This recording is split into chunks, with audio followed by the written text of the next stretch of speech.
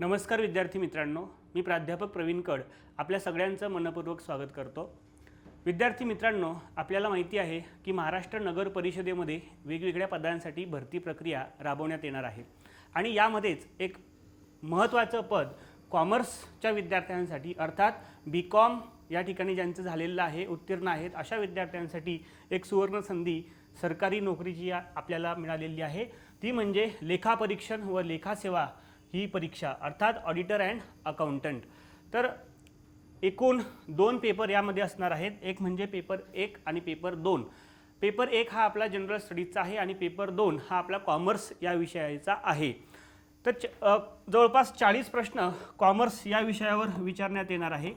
प्रत्येक प्रश्न हा 2 मार्कांसाठी असणार आहे। अशा पद्धतीने एकूण 80 मार्क्सचा आपल्याला कॉमर्सचा स्टडी या ठिकाणी करायचा आहे।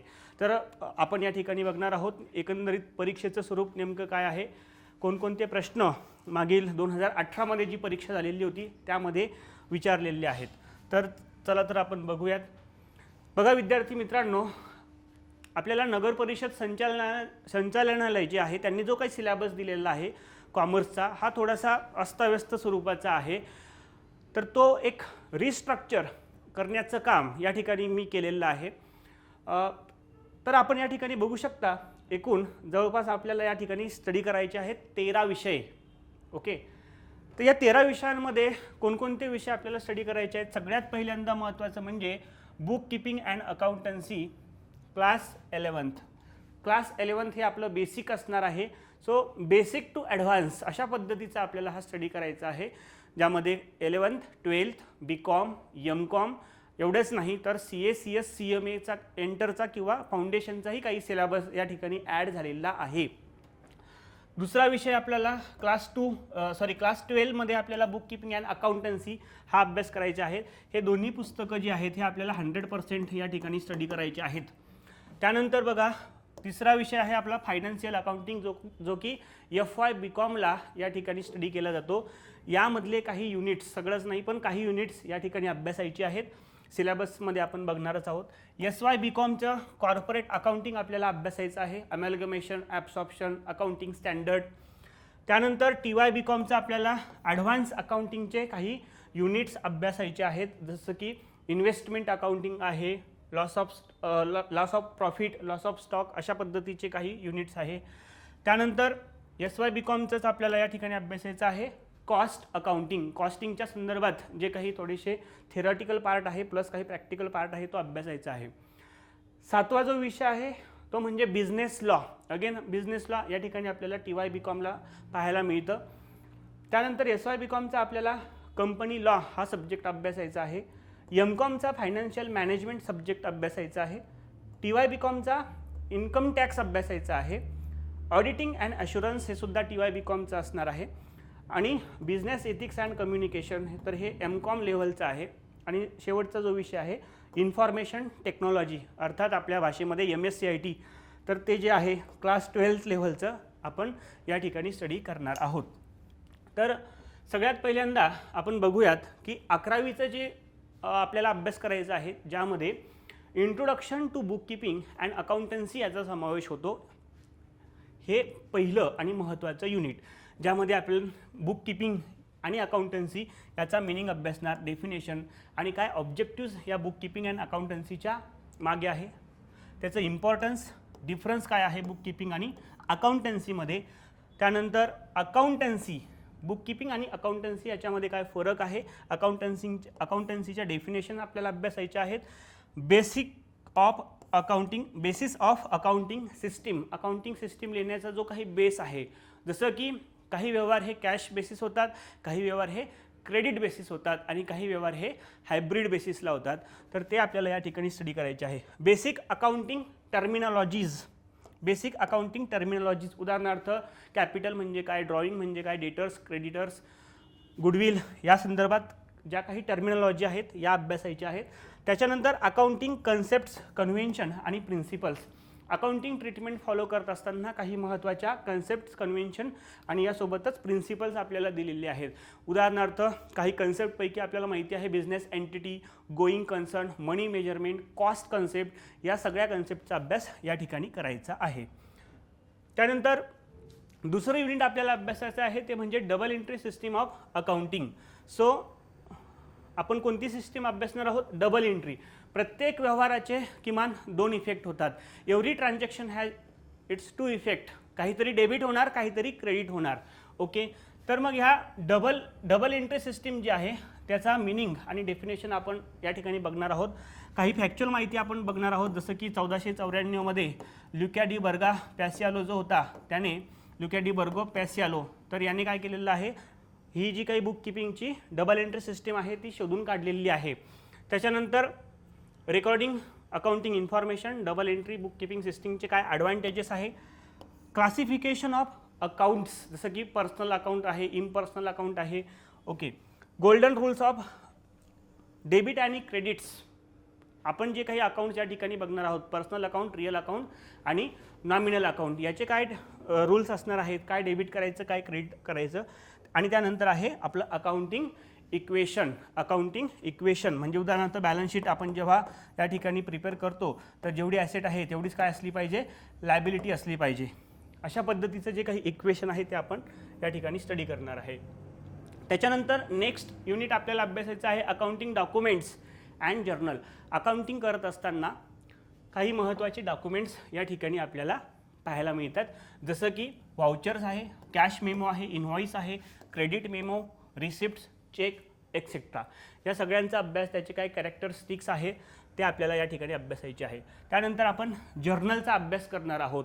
ओके, एखादं काही जे काही ट्रान्झॅक्शन झालेलं आहे, फॉर एक्झाम्पल फर्निचर परचेस ₹50,000, तर हे जे काही ट्रान्झॅक्शन झालेलं आहे ज्याला आपण व्यवहार असं म्हणतो, तर हे काय करतो आहे आपण जर्नलमध्ये कशा पद्धतीने नोंदवायचं आहे, त्या जर्नलचा फॉर्मॅट काय आहे, स्पेसिमन आणि रेकॉर्डिंग ऑफ जर्नल एंट्रीज, काय डेबिट होणार, काय क्रेडिट होणार आणि त्याचं narration with price.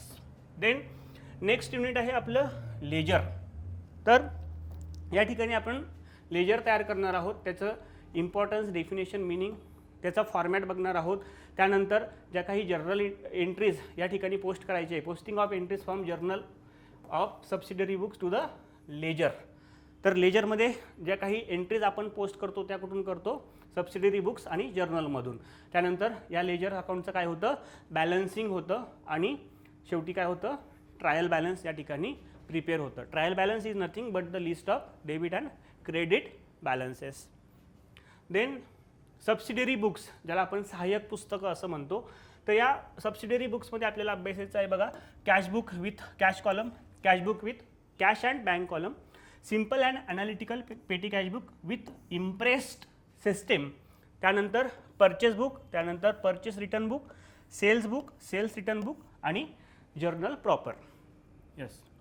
Then depreciation accounting. Depreciation हा नेहमी आपल्याला माहिती आहे, जी काही फिक्स्ड ॲसेट आहे त्यावर आपण डिप्रेसिएशन चार्ज करत असतो, म्हणजे for example building, machinery, furniture अशा पद्धतीने.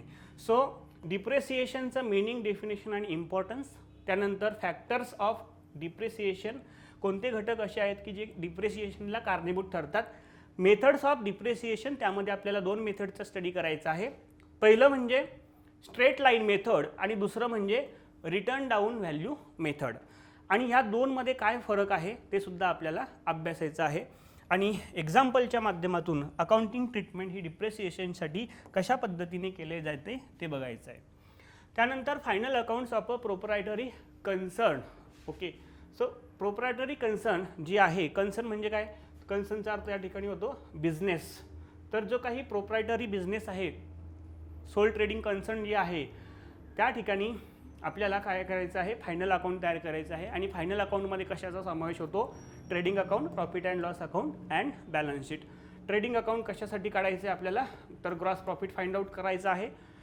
प्रॉफिट अँड लॉस अकाउंट आपल्याला या ठिकाणी नेट प्रॉफिट फाइंड आउट करायचं आहे. अर्थात या ठिकाणी काय येतं, ग्रॉस प्रॉफिट येईल किंवा ग्रॉस लॉस येईल. इथेच नॉट नेट प्रॉफिट येईल किंवा नेट लॉस पण येऊ शकतो. आणि बॅलन्स शीट कशासाठी तयार करायची आहे, तर जी काही फायनान्शियल पोझिशन आहे बिझनेसची, ओके, एका विशिष्ट दिवशीची, ती फायनान्शियल पोझिशन या ठिकाणी पाहण्यासाठी, to know the financial position of a business on a particular date, यासाठी आपल्याला करायची आहे बॅलन्स शीट तयार. तर या प्रत्येकाचा फॉर्मॅट आणि त्याच्यामध्ये कोणकोणते आयटम कशामध्ये जाणार त्याचा स्टडी अपेक्षित आहे. त्यानंतर रेक्टिफिकेशन ऑफ एरर्स. एरर्स म्हणजे काय? एरर्स म्हणजे चुका. ज्या काही चुका होतात, चुका कोणाकडून होतात? तर चुका या अकाउंटंटकडून होऊ शकतात किंवा जो कोणी या ठिकाणी व्यवहार लिहितोय त्याच्याकडून होऊ शकतात. एखाद्या नियमाचं नॉलेज नसल्यामुळे देखील चुका होऊ शकतात. Okay. Error of commission, error of omission असे त्याचे काही प्रकार आहेत. तर जे काही एरर्स झालेले आहेत तर त्या एरर्स, त्याचा अर्थ बघायचा आपल्याला, त्याचे इफेक्ट काय होतात, एरर्स कोणकोणत्या प्रकारचे असतात, त्या कशा डिटेक्ट करायच्या, त्या कशा पद्धतीने रेक्टिफाय करायच्या आणि सस्पेन्स अकाउंटची नेमकी काय त्याच्यामध्ये भूमिका किंवा रोल असणार आहे तो आपण या ठिकाणी बघायचा आहे. जसं की प्रिन्सिपल्स ऑफ एरर्स हा एक एरर्सचा एक टाईप आहे मित्रांनो. Principles of errors. Principles of errors म्हणजेच काय? याला आपण म्हणतो सैद्धांतिक चुका. सैद्धांतिक चुका म्हणजे काय? आपल्याला सिद्धांत माहिती असला पाहिजे.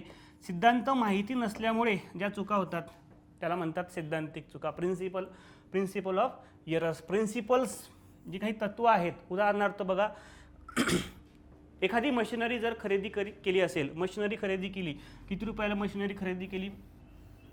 10,000 rupees. Okay. Machinery purchased, machinery purchased हे एक उदाहरण आहे. मशिनरी परचेस्ड रुपीज किती? रुपीज आहे 10,000. बघा, मशिनरी परचेस्ड रुपीज 10,000. तर यामध्ये आपण काय केलेलं? मशिनरी वेजेस पेड फॉर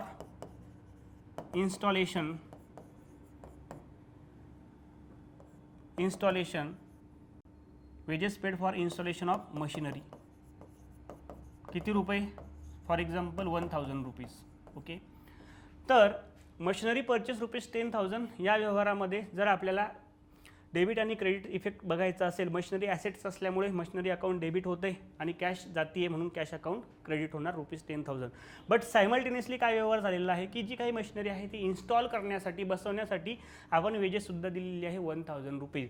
मग याचं जर सेपरेटली जर ट्रीटमेंट बघितली तर वरवर बघितली तर काय होणार? वेजेस पेड आहे म्हणजे खर्च आहे, wages account debit to machinery account असं होणार का? नाही, कॅश अकाउंट असं होईल. बरोबर.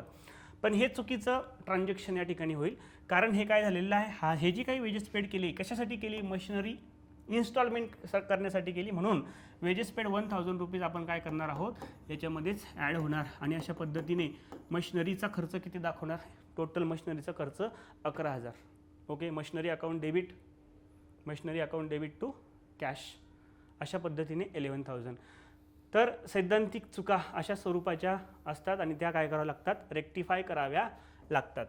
पुढे बघूयात आपण बँक रिकन्सिलेशन स्टेटमेंट. महत्त्वाचं युनिट आहे, त्याच्यावर नेहमी किमान 2 प्रश्न तरी असतातच. BRS ज्याला असं म्हटलं जातं. आता हे BRS का तयार करायचं? कारण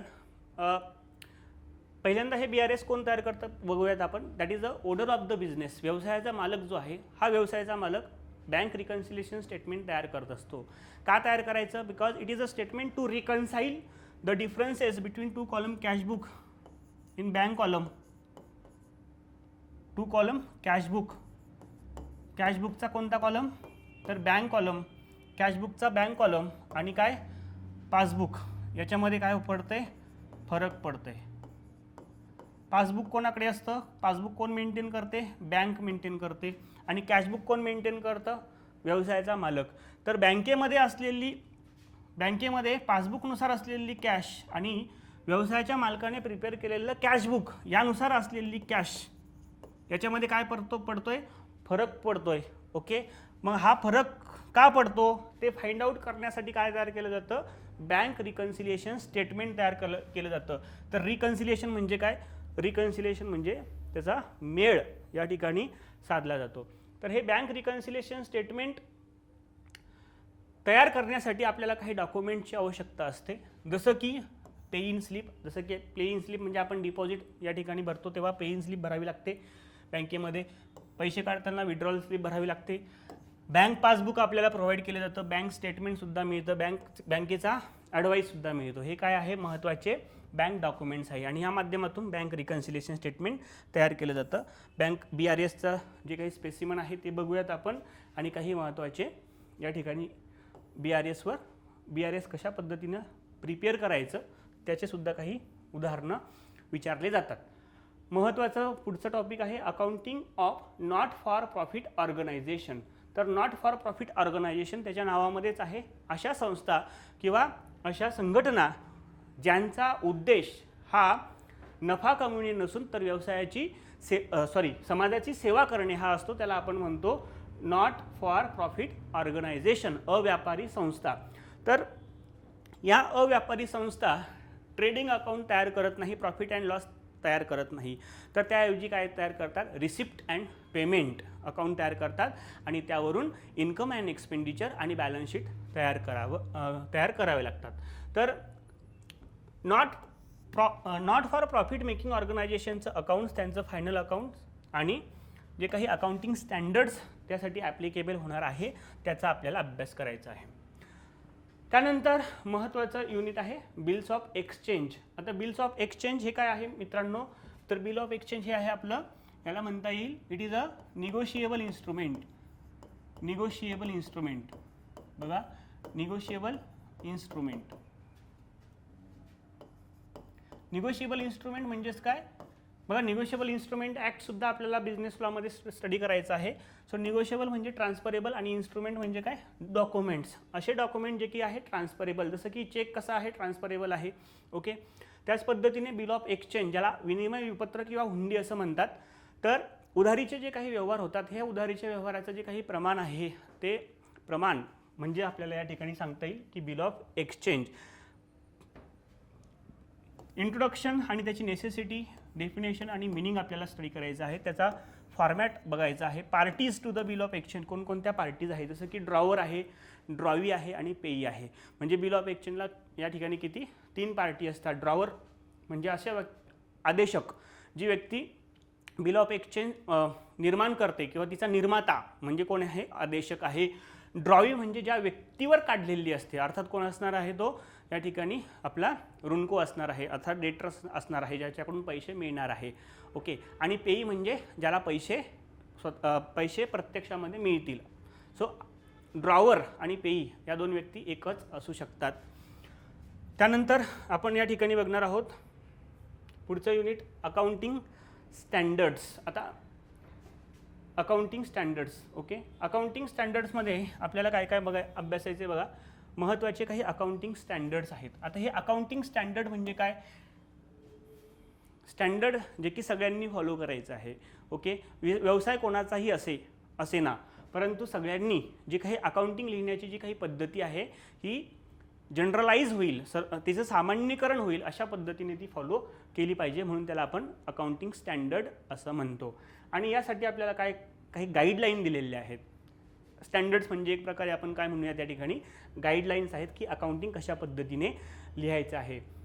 accounting is the language of business असंही म्हटलं जातं, म्हणून अकाउंटिंग स्टँडर्ड फॉलो करणं महत्त्वाचं आहे. काही सिलेक्टेड अकाउंटिंग स्टँडर्डचा अभ्यास आपल्याला करायचा आहे, जसं की accounting standards 1 AS stands for accounting standard. हे काय सांगतं, तर डिस्क्लोजर ऑफ अकाउंटिंग पॉलिसीज. व्यवसायाने ज्या काही अकाउंटिंग पॉलिसीज या ठिकाणी सुरू केलेल्या आहेत तर त्या काय करायच्या आहेत, डिस्क्लोज करायच्या आहेत. त्यानंतर AS2 व्हॅल्युएशन ऑफ इन्व्हेंटरीज, जे काही स्टॉक आहे त्याचं व्हॅल्युएशन कसं झालं पाहिजे ते आपल्याला AS2 सांगतं. कॅश फ्लो स्टेटमेंट कशा पद्धतीचं असावं हे AS3 सांगतं. डिप्रेसिएशन अकाउंटिंग, एखाद्या संपत्तीवर डिप्रेसिएशन चार्ज करत असताना ओके तो कशा पद्धतीने केला पाहिजे, कशावर केला पाहिजे, कशावर नाही केला पाहिजे हे आपल्याला सांगते AS6. त्यानंतर construction contracts that is AS7. AS9 सांगते आपल्याला रेव्हेन्यू रिकग्निशन. AS10 आहे अकाउंटिंग फॉर फिक्स्ड ॲसेट किंवा आता नवीन त्याला काय म्हटलेलं आहे, प्रॉपर्टी प्लांट अँड इक्विपमेंट, म्हणजे accounting for property plant and equipment. AS12 आहे आपलं अकाउंटिंग फॉर गव्हर्नमेंट्स ग्रांट, गव्हर्नमेंटकडून व्यवसायाला ज्या काही ग्रांट्स मिळतात त्याचं अकाउंटिंगची treatment. AS13 accounting for investment.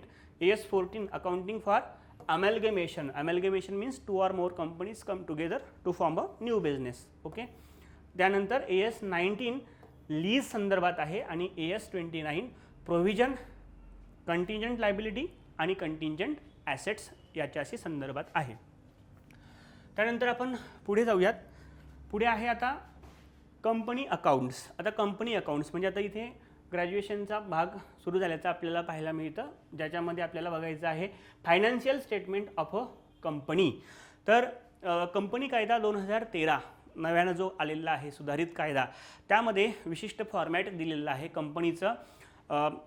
Profit and loss account असं न म्हणता प्रॉफिट अँड लॉस स्टेटमेंट असं त्याला म्हटलेलं आहे. ओके, तर तो फॉर्मॅट आपल्याला इथे स्टडी करायचा आहे. फायनान्शियल स्टेटमेंट कशा पद्धतीने तयार केले जातात, कॅश फ्लो स्टेटमेंट, त्यानंतर profit and loss account, balance sheet and cash flow statement. Then next unit या ठिकाणी कंपनीच्याच बाबतीत अभ्यासायचं आहे, ते म्हणजे profit or loss prior to incorporation. म्हणजे कंपनीची स्थापना होण्यापूर्वी कंपनीला जो काही प्रॉफिट मिळालेला आहे त्या संबंधीचा अभ्यास.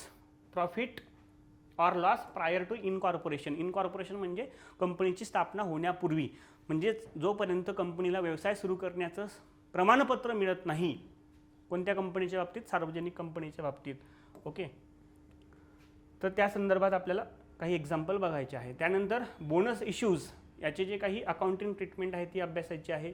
अमॅलगमेशन अँड रिकन्स्ट्रक्शन या संदर्भात सुद्धा काही उदाहरणं अभ्यासायची आहे.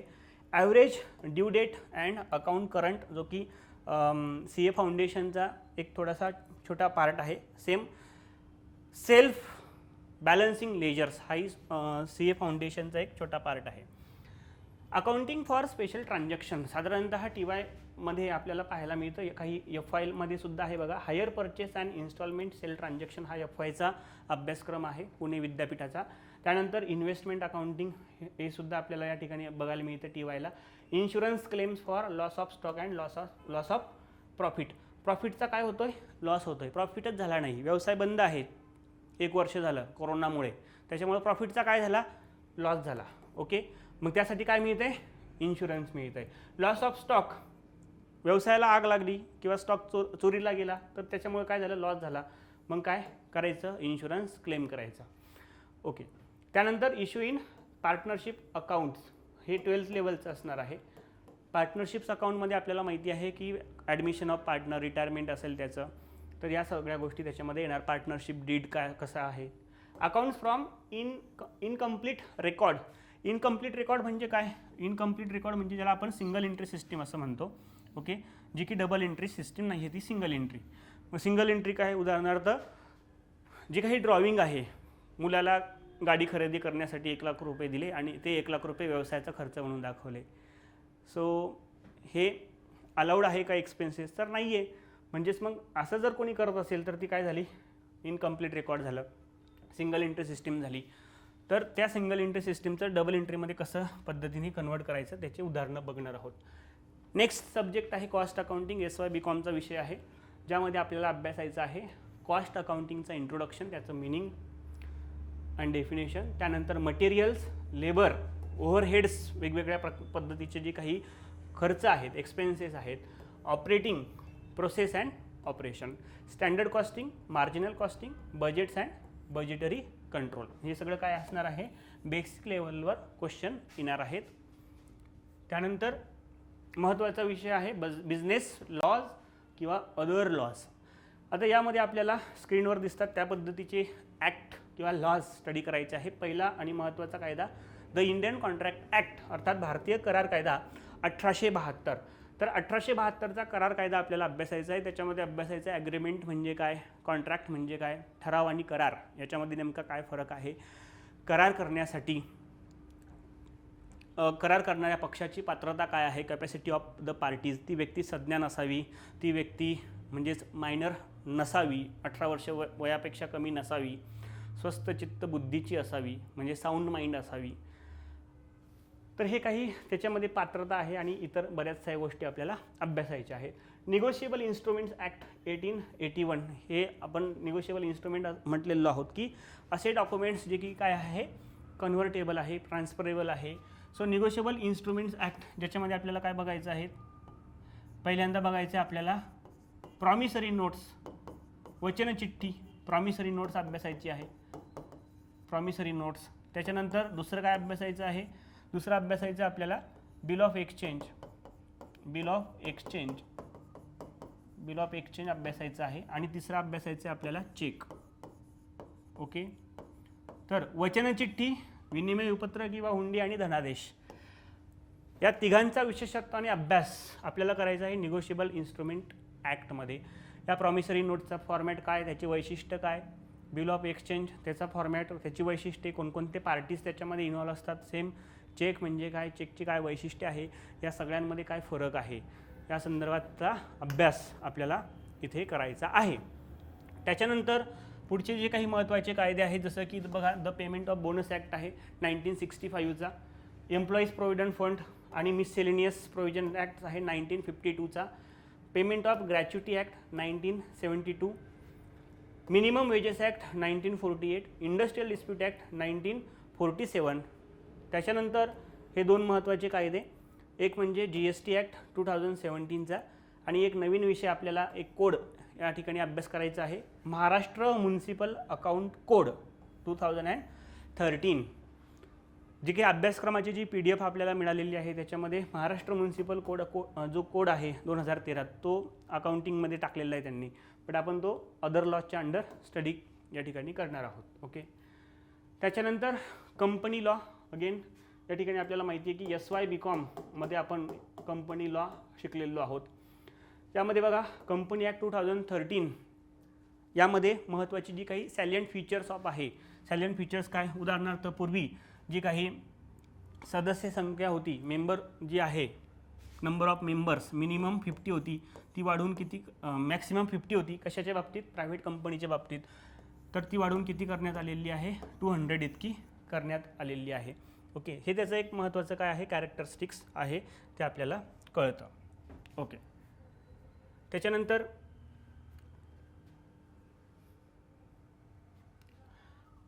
प्रिलिमिनरी अँड प्रॉस्पेक्टस आणि शेअर कॅपिटल या संदर्भात अभ्यास करायचा आहे. फायनान्शियल मॅनेजमेंट, आता हा MCOM लेवलचा सब्जेक्ट आहे, फायनान्शियल मॅनेजमेंट, ज्यामध्ये आपल्याला शिकायचं आहे फायनान्शियल मॅनेजमेंटचा स्कोप आणि त्याचे ऑब्जेक्टिव्ज, टाईम व्हॅल्यू ऑफ मनी, पैशाला काय असतं, पैशाला मूल्य असतं, त्याचा अभ्यास, फायनान्शियल ॲनालिसिस आणि प्लॅनिंग, फायनान्शियल डिसिजन हे कशा पद्धतीचे असतात, किती प्रकारचे असतात, इन्व्हेस्टमेंट डिसिजन कशा पद्धतीचे घ्यावे, management of working capital, fund flow आणि लिव्हरेजेस. देन नेक्स्ट सब्जेक्ट आहे आपला इन्कम टॅक्स. आता इन्कम टॅक्समध्ये आपल्याला काय काय अभ्यासायचं बघा. इन्कम टॅक्स ॲक्ट 1961 1961 साली हा इन्कम टॅक्स जो कायदा आहे तो पारित करण्यात आलेला आणि तो 1962 पासून लागू झाला. त्याच्यामध्ये आतापर्यंत काही महत्त्वाच्या सुधारणा देखील झालेल्या आहेत. त्या सुधारणांसह आपल्याला हा कायदा अभ्यास करायचा आहे. बेसिक कन्सेप्ट्स या ठिकाणी अभ्यासायचे आहेत. इन्कम म्हणजे काय, सॅलरी म्हणजे काय, त्याच्यानंतर वेगवेगळ्या प्रकारच्या ज्या काही पर्सन आहेत, 7 प्रकारच्या पर्सन्स आपल्याला या इन्कम टॅक्स ॲक्टमध्ये सांगितलेले आहे. जसं की इंडिव्हिज्युअल, तुम्ही आम्ही सगळेच लोक इंडिव्हिज्युअलमध्ये येतात. कॉर्पोरेशन्स म्हणजे कंपन्या आहेत. HUF हिंदू अनडिवायडेड फॅमिली आहेत. त्यानंतर पार्टनरशिप्स आहेत. ह्या सगळ्यांवर काय टॅक्स चार्ज केला जातो. तर त्या सगळ्यांचा बेसिक कन्सेप्टमध्ये अभ्यास करायचा आहे. Residential status and scope of total income, म्हणजे जे काही रहिवास जो असणार आहे 182 डेज आपण ऐकून असाल त्या संदर्भात. Income which do not form part of total income section 10. Section 10चा स्टडी विशेषत्वानं करायचा आहे. असं इन्कम जे की टोटल इन्कमचा पार्ट होत नाही. 5 heads of income. 5 heads of income, एखाद्या व्यक्तीला इन्कम हे कोणकोणत्या सोर्सेसच्या माध्यमातून मिळू शकतं, तर त्यामध्ये आपल्याला हे अभ्यासायचं आहे. जसं की सॅलरी हे त्यापैकी एक आहे. त्याच्यानंतर प्रोफेशन आहे. ओके. कॅपिटल गेन आहे. हाऊस, आपण घर भाड्यानं दिलं तर त्यापासून मिळणारं आपल्याला काही रेंट आहे. त्याच्यानंतर अदर गेन आहे. तर हे काय आहेत आपले 5 heads. Provision of clubbing, set off and carry forward of losses, deduction from gross total income, computation of total income and tax payable, provision and concerning advance tax and TDS, provision for filing return of income. त्यानंतर auditing and assurance. Auditing and ॲश्युरन्समध्ये आपल्याला बघायचं मित्रांनो की ऑडिटिंगच्या concepts. Audit म्हणजे नेमकं काय. It is a financial investigation, independent financial investigation. Auditing and assurance standards, जसे की अकाउंटिंगमध्ये काही महत्त्वाचे स्टँडर्ड्स आहेत, त्याच पद्धतीने आपल्याला इथं पाहायला मिळतं की ऑडिटिंगमध्ये सुद्धा काही महत्त्वाचे स्टँडर्ड्स आहेत, त्यानुसार आपल्याला हे फॉलो करावं लागतं. Preparation of an audit, internal control, types of audit, vouching, verification of assets and liability, audit report, special audit आणि Bombay local fund audit act and rules 1930. त्यानंतर आपण पुढे बघूयात. पुढचा जो विषय आहे तो म्हणजे बिझनेस इथिक्स अँड कम्युनिकेशन. तर हा सुद्धा एक नव्यानं समाविष्ट झालेला विषय आहे, जो की 2018च्या सिलेबसमध्ये नव्हता. प्रिन्सिपल्स ऑफ बिझनेस इथिक्स, व्यावसायिक नीतिमूल्य ज्याला आपण म्हणतो, तर त्याची जी काही प्रिन्सिपल्स आहेत ते आपल्याला अभ्यासायचे आहे. Corporate governance and corporate social responsibility, कंपनीचं जे काही सुशासन आहे ते कशा पद्धतीने चालतं आणि प्रत्येक कंपनीची काय असते, एक CSR असते. कंपनी कायदा 2013मध्ये हे मॅन्डेटरी करण्यात आलेलं आहे की प्रत्येक कंपनीने तिच्या प्रॉफिटच्या मिनिमम 2%, किती पर्सेंट, मिनिमम 2% काय केलं पाहिजे, CSR म्हणून खर्च केला पाहिजे, व्यवसायाची सामाजिक जबाबदारी म्हणून खर्च केला पाहिजे. उदाहरणार्थ एन्व्हायरमेंट रिलेटेड काही कार्यक्रम राबवा, एज्युकेशन रिलेटेड काही कार्यक्रम राबवणं असतील किंवा ऑर्फनेज असतील, वृद्धाश्रम असतील, हे सगळ्या गोष्टी त्याच्यामध्ये येतात. तर त्याचे काही क्रायटेरिया आहेत, ते क्रायटेरिया आपल्याला अभ्यासायचे आहेत. त्याच्यानंतर कम्युनिकेशन हा दुसरा विषय आहे मित्रांनो. तर कम्युनिकेशनमध्ये काय आहे, तर essentials of communication. And communication काय आहे, it is a two way process. Sender आणि रिसिव्हर यांच्यामध्ये असलेली ही काय आहे, 2-वे प्रोसेस आहे. तर त्याचे काय इसेन्शियल्स आहेत ते अभ्यासायचे आहेत. आणि ग्रुप डायनॅमिक्स, म्हणजेच आता हा जो विषय आहे ग्रुप डायनॅमिक्स, हा अगेन एक वेगळाच विषय आहे. ऑर्गनायझेशनल बिहेवियर, संघटनात्मक वर्तवणूक, या विषयामध्ये ग्रुप डायनॅमिक्सचा आपल्याला स्टडी पाहायला मिळतो. ग्रुपमध्ये काम करत असताना ज्याला आपण संघ असं म्हणतो, संघाची जी काही गतिमानता आहे त्याचा अभ्यास करायचा आहे. त्याच्यानंतर पुढचा विषय आहे आपला इन्फॉर्मेशन टेक्नॉलॉजी, अर्थात माहिती तंत्रज्ञान. या माहिती तंत्रज्ञानामध्ये आपल्याला कम्प्युटर रिलेटेड काही गोष्टी अभ्यासायच्या आहेत. MSc बऱ्याच लोकांचं झालेलं असेल, तर नसेल झालं तर ते करून घ्या. परीक्षा पास झाल्यानंतर जेव्हा तुम्ही जॉईन होता तेव्हा 2 वर्षामध्ये विदिन 2 इयर्स आपल्याला MSc जे आहे ते करावं लागतं. कम्प्युटर सॉफ्टवेअर संदर्भात माहिती आहे, डेटा स्टोरेज आहे. त्याच्यानंतर retrievals and database management system, ERP, SA आणि टॅली.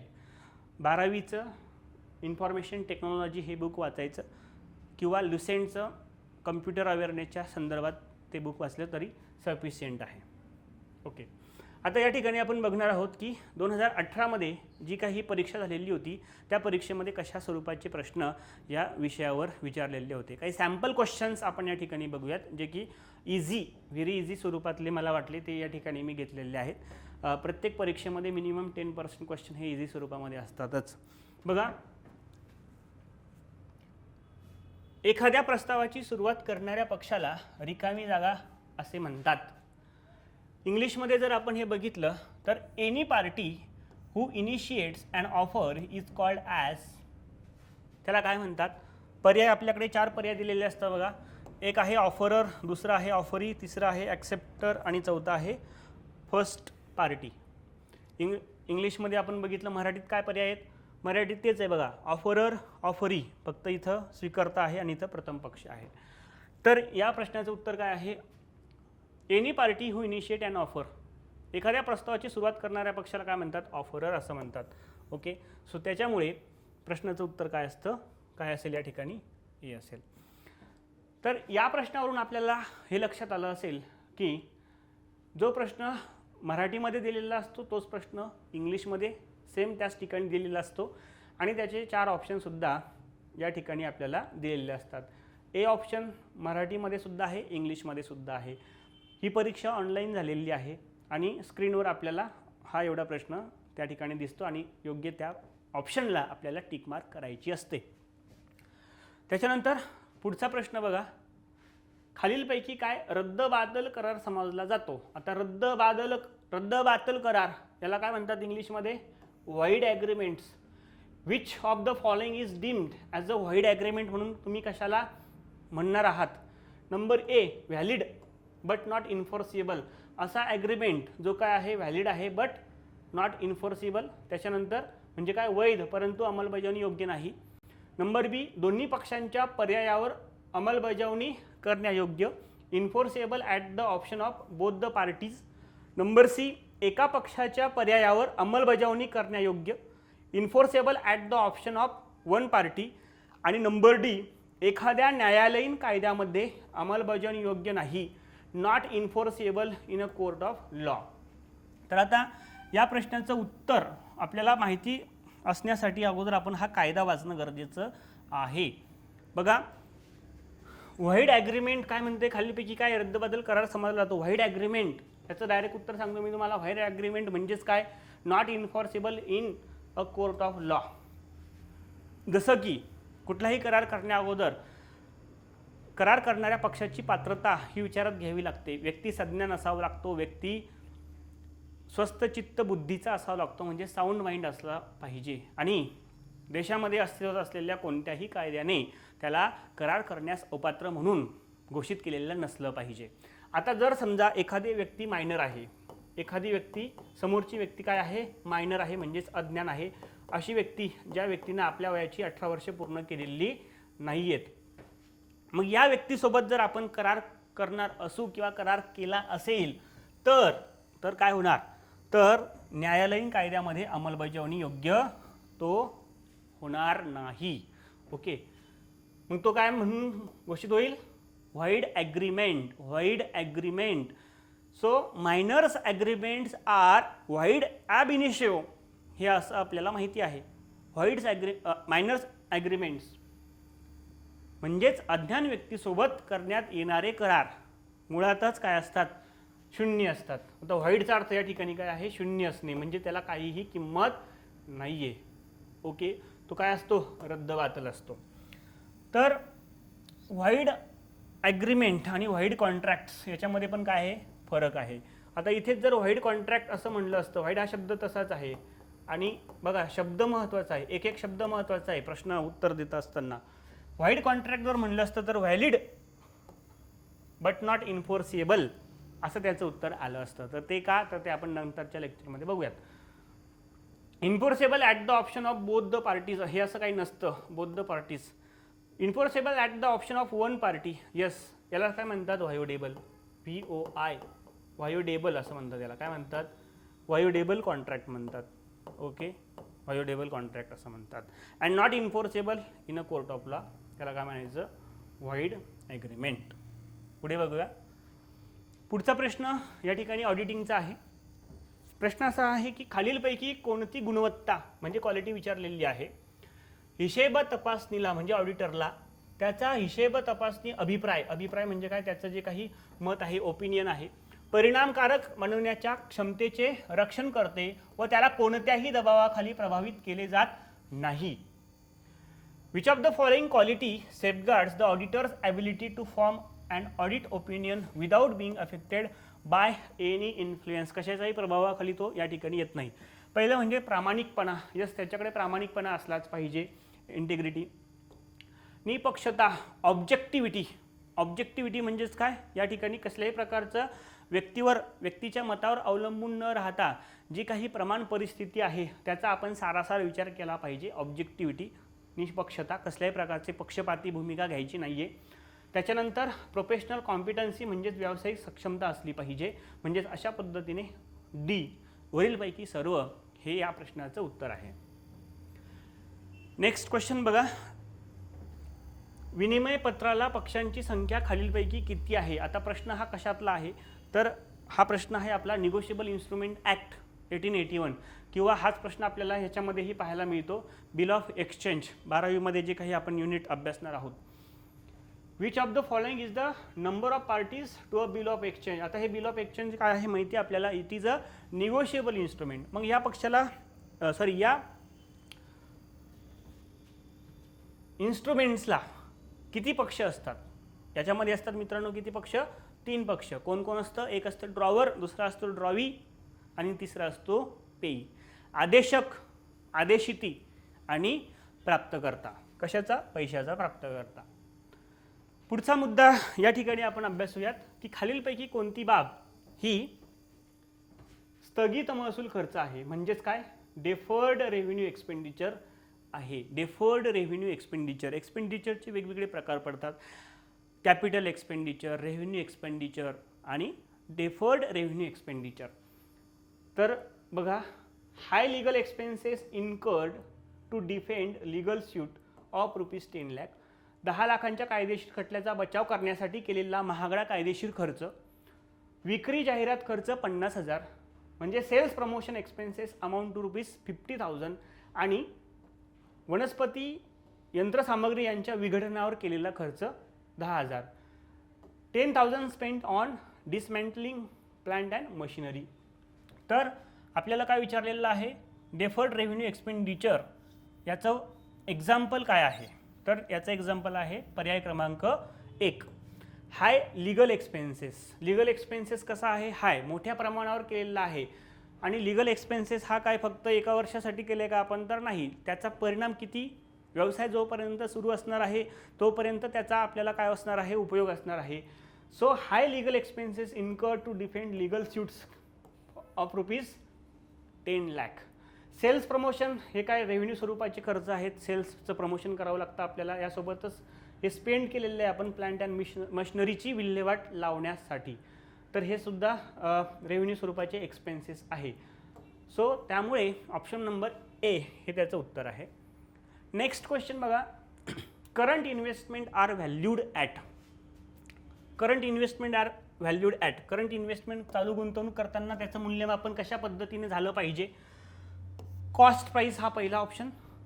बाजार मूल्य, मार्केट प्राइस. कॉस्ट और market price whichever is higher and cost or market price whichever is lower. So the answer is number D. Okay, number D हे त्याचं काय असणार आहे? उत्तर असणार आहे. कॉस्ट प्राइस किंवा मार्केट प्राइस यापैकी जी लो असेल अशा प्राइसने आपण काय करणार आहोत? त्या इन्व्हेस्टमेंटचं व्हॅल्युएशन करणार आहोत. कारण का? कारण अकाउंटिंग कन्सेप्ट्स आपल्याला माहिती आहे. Accounting concepts. ओके, अकाउंटिंग कन्सेप्ट्समध्ये एक महत्त्वाची कन्सेप्ट कोणती मित्रांनो? कन्झर्व्हेटिझम. कन्झर्व्हेटिझम म्हणजेच काय? पुराणमतवाद. मराठीमध्ये याला काय म्हणतात? पुराणमतवाद. म्हणजेच भविष्यामध्ये आपल्याला जास्तीत जास्त फायदा होणार आहे याचा विचार न करता भविष्यामध्ये तोटा होणार आहे त्याचा विचार आपण केला पाहिजे आणि तो नोंदवला पाहिजे. सो त्याच्यामुळे जी काही मार्केटची जी काही या ठिकाणी आपल्याला व्हॅल्युएशन पाहायला मिळते ही कमी जास्त होऊ शकते. मार्केट प्राइस काय होऊ शकते? कमी जास्त होऊ शकते. म्हणून नेहमी आपण कोणती प्राइस या ठिकाणी घेतली पाहिजे? तर कॉस्ट प्राइस किंवा मार्केट प्राइस याच्यामध्ये जी कोणती लोअर असेल म्हणजे जास्तीत जास्त आपण कशाचा विचार केला पाहिजे? तर लॉस होऊ शकतो याचा विचार करूनच आपण ट्रीटमेंट केली पाहिजे. तर आणि तरच आपला व्यवसाय जे काही आणीबाणीची परिस्थिती आहे त्याच्यामध्ये तग धरून राहू शकतो. त्याच्यानंतर एक 1 टेराबाईट इज इक्वल टू 1 टेराबाईट किती समान आहे? MS आपल्या कम्प्युटरचा प्रश्न आहे हा. फॅक्च्युअल क्वेश्चन आहे. तर या फॅक्च्युअल गोष्टी आपण रीड केल्या पाहिजे. 1024 GB. नेक्स्ट, भागीदारी करारात विशिष्ट तरतूद नसल्यास in the absence of specific provision in the partnership deed. Partnership deed याच्यावरूनच आपल्याला लक्षात आलं की हा प्रश्न आहे 12वीच्या अकाउंटिंगमधला. Partnership account. Okay, partnership deed म्हणजेच काय? तर भागीदाराचा करारनामा किंवा भागीदारीचा करार ज्यामध्ये अनेक भागीदार एकत्र येऊन एक विशिष्ट करार बनवतात. त्याच्यामध्ये कोणी किती भांडवल आणावं, त्यांची नावं, व्यवसायाचा ॲड्रेस वगैरे माहिती असते. तर या पार्टनरशिप डीडमध्ये in the absence of specific provision in the partnership deed at what rate, कोणत्या दराने, काय? इंटरेस्ट ऑन कॅपिटल, भांडवलावर जे काही भांडवल पार्टनरशिपने व्यवसायामध्ये पार्टनर्सनी व्यवसायामध्ये आणलेलं आहे, ओके, तर त्याच्यावर आपल्याला किती व्याज द्यायचं आहे असा हा प्रश्न आहे. प्रश्न परत एकदा बघा. भागीदारी करारात विशिष्ट तरतूद नसल्यास भागीदारांच्या भांडवलावर कोणत्या दराने व्याज दिली जाईल? भागीदारी करारात विशिष्ट तरतूद नसेल तर 1932चा भागीदारी कायदा फॉलो केला जातो, आपल्याला माहिती आहे. 1932ला भारतीय भागीदारी कायदा लागू झालेला आहे.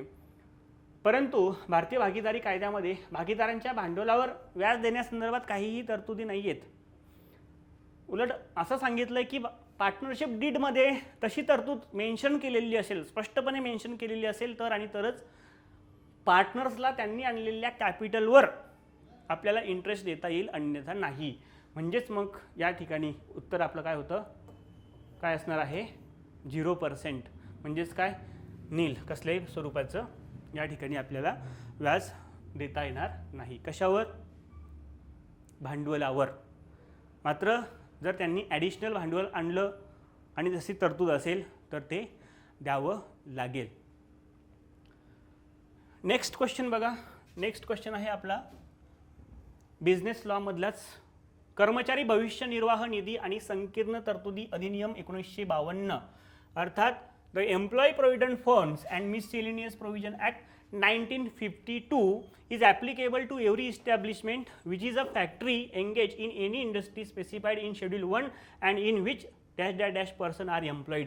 तर किती व्यक्ती असल्या पाहिजेत? कर्मचारी भविष्य निर्वाह निधी संकीर्ण तरतुदी अधिनियम 1952 मध्ये प्रत्येक अशा स्थापनेवर लागू होतो. हा कायदा अशा स्थापनेवर लागू होतो जो शेड्यूल 1 मध्ये नमूद केलेल्या उद्योगात गुंतवलेला एक कारखाना आहे आणि ज्यामध्ये किती व्यक्ती रोजगारावर आहेत? तर मित्रांनो, फॅक्च्युअल गोष्ट लक्षात ठेवायची आहे, किमान 20 लोक त्या ठिकाणी रोजगारावर आहेत. त्याच्यानंतर महत्त्वाचा प्रश्न बँक रिकन्सिलेशन स्टेटमेंटवर आलेला आहे, जो की 11वीचा आपल्याला अभ्यासक्रम आहे. Bank reconciliation statement is prepared to reconcile differences between which of the following item. बघा, बँक मेड विवरणपत्र कशासाठी तयार केलं जातं? Balances in the bank and cash balance in the cash book, balances in the passbook in the beginning at the end, balances in the passbook and cash book, none of the above. तर bank reconciliation statement is a statement which is prepared by the owner of the business and the main objective is to reconcile the differences between two column cash book in bank column and passbook. Okay, so balance in the bank and cash balance in the cash book. ठीक आहे. So अशा पद्धतीचे प्रश्न आपल्याला मागच्या प्रश्नपत्रिकेमध्ये विचारलेले होते. हा सविस्तर या ठिकाणी आपण अभ्यासक्रम बघितलेला आहेत आणि मोर डिटेलसाठी आपण या ठिकाणी आपलं टेलिग्राम चॅनल जॉईन करू शकता. टेलिग्राम चॅनलची लिंक आपल्याला दिलेली आहे. यूट्यूबची सुद्धा लिंक या ठिकाणी दिलेली आहे. काही अडचणी असेल तर तुम्ही व्हॉट्सअपला या ठिकाणी संपर्क साधू शकता. So thank you. आपण हे लेक्चर्स ऐकलत आणि तुमचे काही क्वेरीज असतील, अजून तुम्हाला काही एक्सपेक्टेशन असतील तर खाली कमेंट्स बॉक्समध्ये आपण आपल्या क्वेरीज आणि क्वेश्चन्स त्या ठिकाणी टाकू शकता. आणि सोबतच चॅनलला, यूट्यूब चॅनलला, टेलिग्राम चॅनलला सबस्क्राईब करायला विसरू नका. त्यावर आपण डेली नोट्सही टाकतो आणि प्रॅक्टिसही करतो. So thank you. Thanks a lot.